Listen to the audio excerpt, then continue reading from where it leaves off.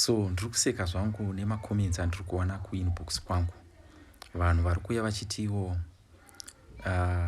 mamwe ideas andiri kushare zvinhu zvacho zvawandirwa, everyone is doing it.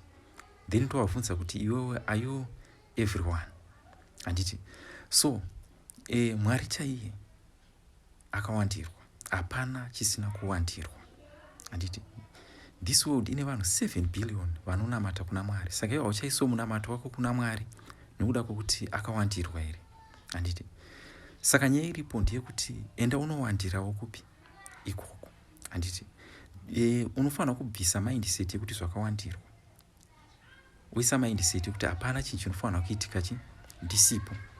saZakeo, handiti Zakeo paakanzwa kuti Jesu ari kupfuura muguta, iye nokupfupika kwake haana kuti 1 vanhu vakawandisa, 2 ndiri mupfupi handikwanisi kuzomuona. Handiti asi akangodecide kuti regai ndinowandirawo kupi ikoko. And imagine we all know zvakazoitika. Handiti ndiye akazonobvisa Jesu pachaunga chese kwaakaenda naye kumba kwake. Handiti zvokuti vanhu vakamuona achimhanya kunoona Jesu vaigona kutomuseka kuti akamudhara kanofunidza kuti kanonomuona Jesu ikakaka nokuwanda kwakaita vanhu. Handiti but havana kuziva kuti ari kutoenda kunotora Jesu wacho. So the same applies to you. Ukanzwa an idea, handiti maybe it's meant for you, yes, because you are not everyone. Handiti saka enda unowandirawo kupi ikoko. So instead yokuti zvakawandirwa, bvunza kuti chiri kuwanika kupi. saZakeo akabvunza kuti ari kupi Jesu wacho. Iwe unofanira kubvunzawo futi kuti chinhu ichi chiri kuwanika kupi, zvinhu izvi zviri kuwanikwa kupi. Handiti oendawo ikoko unoitawo mari. Handiti unoitawo mari, vamwe vachitawo mari because mari haina muridzi. Handiti saka iwewo ukati zvakawandirwa, it means uri kutozvibvisa muequation.